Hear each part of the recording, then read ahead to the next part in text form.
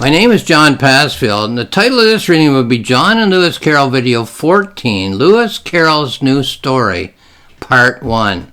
So here is my book, John and Lewis Carroll Wonder Falls. So the picture of John in his backyard, and a door opens up, okay? So here's the explanation of that.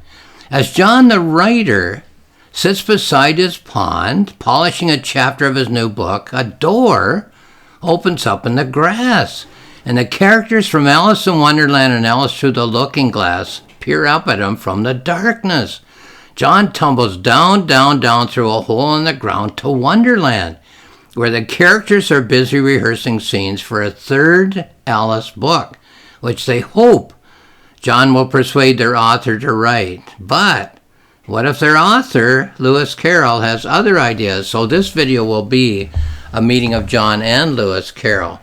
In previous videos, he's met all the other characters, the Alice characters. Now, here are the two books in one cover.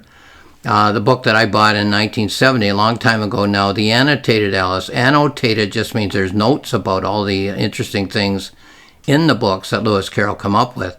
The two books, as you see on the cover, are Alice's Adventures in Wonderland and Through the Looking Glass. So there are only two Alice books. Now, if in the year 2025, the Alice characters come to John and say, we'd like a third book, well, can you have a new book that will be like 150 years old? That's one of the mysteries of this story. But okay, let's move on then into my notes. The title of the book is John and Lewis Carroll. So the reader would expect John to meet Lewis Carroll fairly early in the story that the novella tells. However, John doesn't meet Lewis Carroll until chapter 3.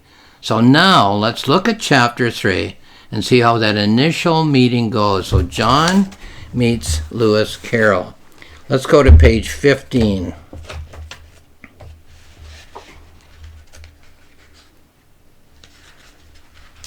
Here we are. A group of ancient buildings, gowned scholars scurrying around. This must be Oxford University, world-renowned. I have a friend who studied here, and so did another friend, now lost. I've known a number of Oxfordians in Canada. I read one of my books to the Ontario Oxford Club.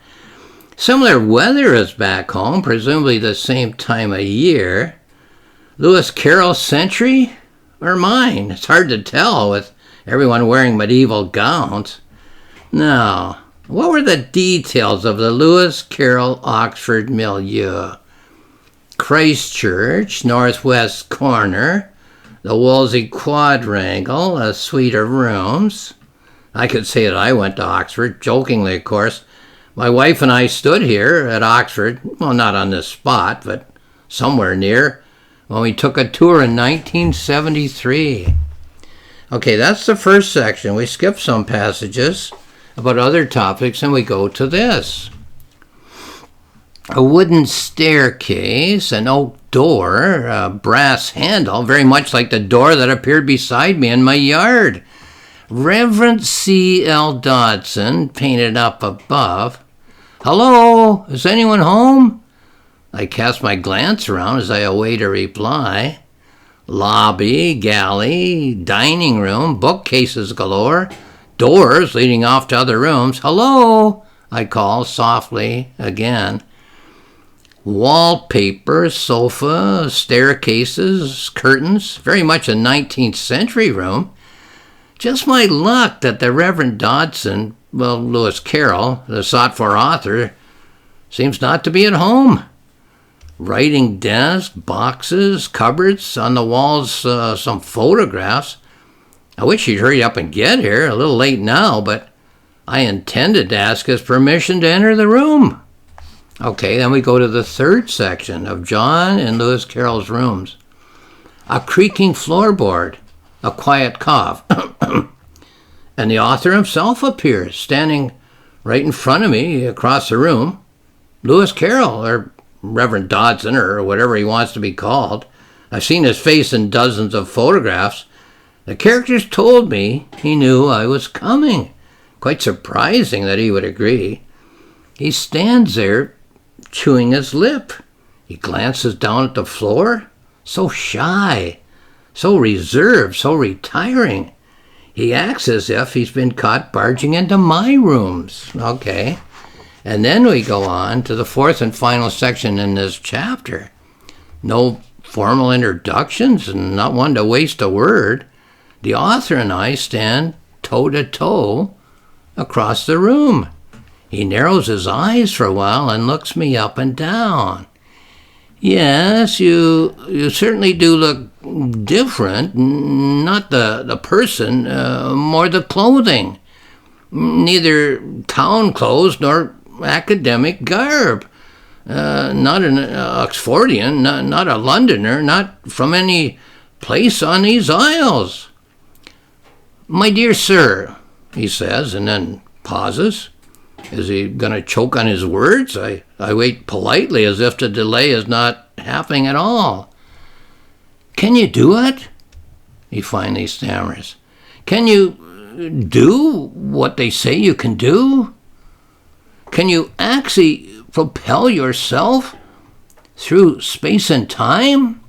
And that's it in that chapter. That's John meeting Lewis Carroll for the first time. There will be other meetings as the book goes on.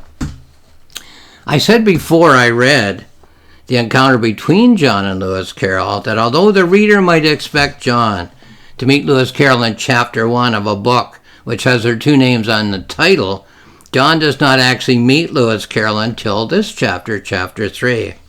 In chapter 1, John is polishing a chapter of a novel which he's just completed. At the beginning of chapter 2, a door, which hadn't been there before, opens up in the grass of John's backyard, and the characters from Alice in Wonderland appear.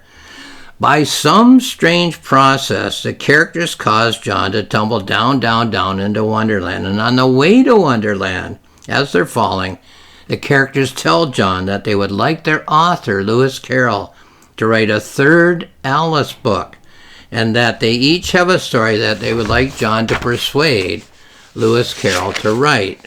So, it isn't until chapter 3 that John actually gets to meet the author, Lewis Carroll. It turns out that Lewis Carroll, as John realized from having read a couple of Lewis Carroll biographies, is a very shy person who does not allow strangers to come to his rooms and does not interact with people who are outside the milieu of his beloved Christ Church College and Oxford University. It's interesting after reading chapter 3 to ask oneself two questions. Here's the first one. Does John's appearance in Lewis Carroll's rooms at Oxford mean that John has agreed to carry the stories of the Alice characters to Lewis Carroll? This might seem a little odd, as John hasn't heard all the stories of the characters by chapter 3. There's a lot more chapters to come and a lot more stories to come. The second question is, why has such a shy and retiring author agreed to see the stranger from another place and time? It's interesting, too, that Lewis Carroll seems to want to ask John some questions. Here they are. Can you do it? Can you do what they say you can do? Can you actually propel yourself through space and time? That's all Lewis Carroll says. He doesn't even introduce himself or ask John's name. So chapter 3 is read. We readers know what we would call the agenda of the Alice characters. They want a new Alice book. However, we don't know John's response to the request of the Alice characters. Maybe all he wanted to do is get to see Lewis Carroll, this famous author. Nor do we know why Lewis Carroll has agreed to the request of the Alice characters that he meet with John. So it's very much a mystery novel. Perhaps some of these questions will be answered as the story moves on. So this is my novella. I use the word novel and novella interchangeably, but it's just a number of words. Like a piece of fiction is what they both are. John and Lewis Carroll, Wonderfall, fiction by John Passfield. It's found on Amazon, where you can find more information. It's found on my publisher's website, roxmillspress.com, where there's more information. There's a planning notebook in which I plan and write the novella on my website, johnpassfield.ca. If you just click on the icon, you can read it for free. There's a reflective journal, which I wrote while I was polishing the novella, in which I think of all kinds of topics based on life and literature. And you can read that for free if you just go to johnpassville.ca and click on the title page. And lastly, I'll say thank you for watching and listening to this video.